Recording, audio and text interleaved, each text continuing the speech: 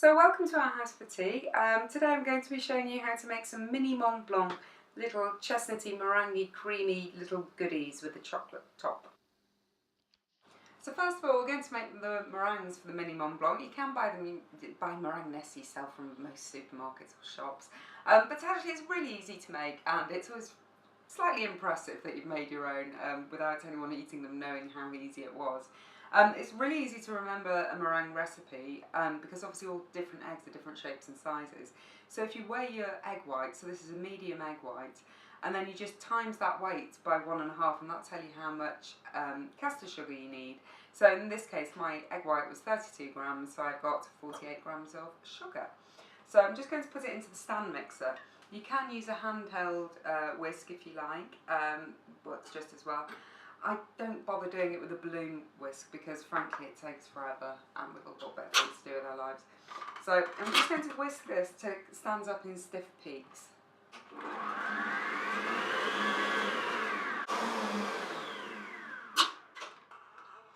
Okay, well that's got to a nice stiff peak stage, so what I'm going to do is I'm going to add the caster sugar a tablespoon at a time. So give it a good whisk in between each tablespoon. And then next time I'm going to do it through the special splatter guard so I don't keep having to lift it up.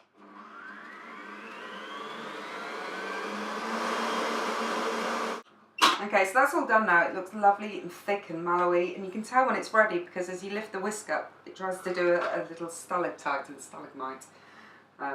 Tights hang down, mites go up. That's how I remember that. Anyway, by the by, what we're going to do now is we're going to put it in a piping bag. Now, the good thing about these disposable bags is that you don't have to cut the end until you're ready to go, so you don't end up filling the top and it's all pouring out of the bottom at the same time. So, now I also need to get it off the whisk. It's quite important you don't bang it on the bowl because otherwise you'll end up knocking out all that air you've just spent a couple of minutes trying to get it in. So just sort of give it a jiggle. A lot of meringue making is about giving things a little jiggle, I find. So use the scraper.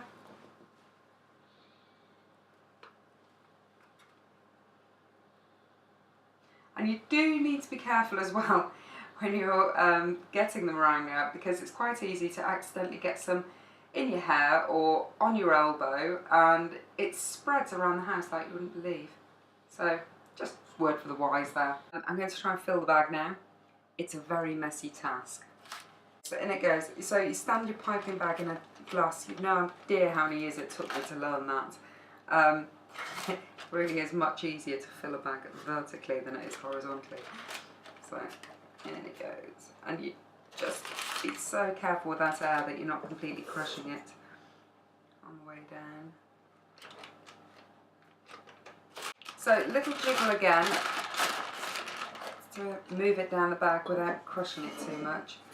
And then the last of the meringue. There we go. When you're piping, you should always be squeezing from the top, not from the bottom, because otherwise you'll end up squirting it all on the top and that's ridiculous. Right, so snip the end off. Make sure I snip enough off. And this has just got a normal rosette piping nozzle in it. Have I done enough?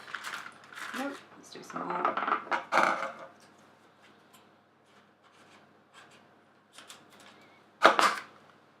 Yay, it's poking out. Good. So now I'm just going to start twisting the top down.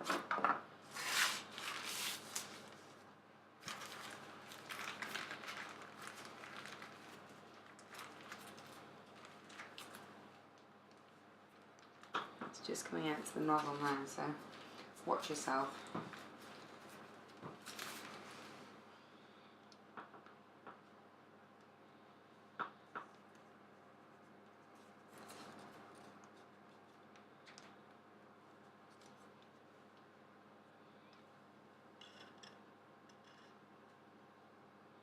And then you're finishing off the nest with a little sort of round on top.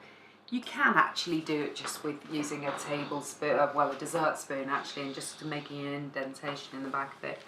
But I don't know, in for a penny, in for a pound if you're making meringues, try piping them. I'm going to put these in the oven now, about 120, somewhere in the middle shelf. The meringues, they had, it was an hour at 120 in the oven, and you can always tell when they're done because they begin to be able to lift off. I've since let them cool for half an hour as well, because we don't want the cream to melt as it goes on them. I've got 200ml of whipping cream here, which I've whipped to a sort of soft peak. Your low FODMAP serving of whipping cream can be, I think it's 125ml, so unless you eat over half of them, which I don't think you are, then you should be okay really. So I'm going to fill my piping bag, again with the same stuff. Again, you don't have to pipe it in, but it does look pretty.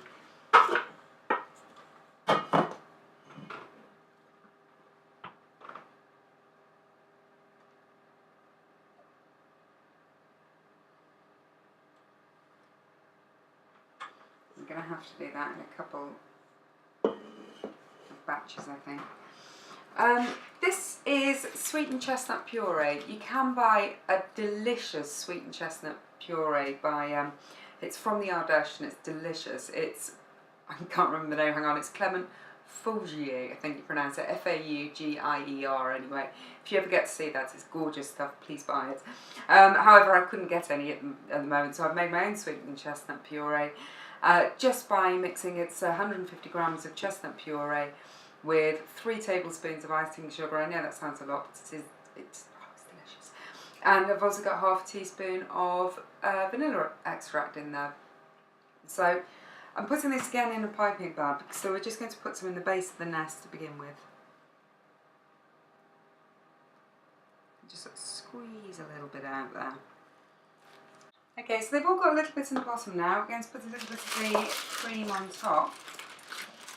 Basically, the reason why I'm putting it on the bottom and using chestnut puree again on the top is because my husband and I can't really agree on whether it should be on the bottom or on the top for looking like Mont Blanc correctly. I do have a fondness for chestnut puree because we went on our honeymoon to the Ardèche and I did eat quite a lot of it there. So there we go, just put a little blob on to hide the chestnut.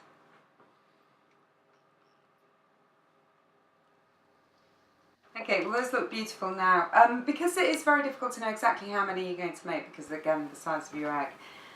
There is cream left over, but actually I find if you put them in a bowl, it's amazing how much more cream people will add to their dish. So the next bit, we're going to put some chestnut all over the top of them. And the way they'd often do it in Italy is to do it by having a ricer or a small mouli or something like that, so you got lots of little worms. But to be honest, I find the pipe works just as well. So we're just going to drizzle it all over the top.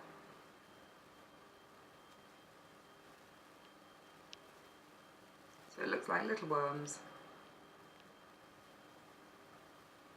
And another thing is actually, you do find that the chestnut puree will have tiny bits of chestnut in it, which may block your nozzle for a little bit and then suddenly it will come rushing out.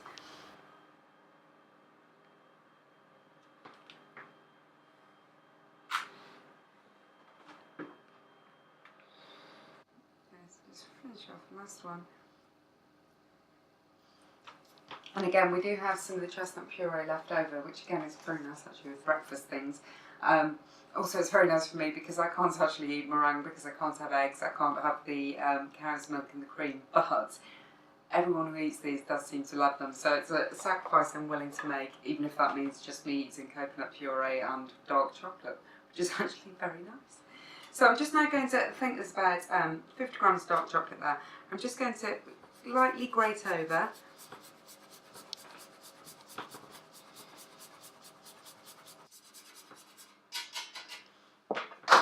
Okay, so there we go.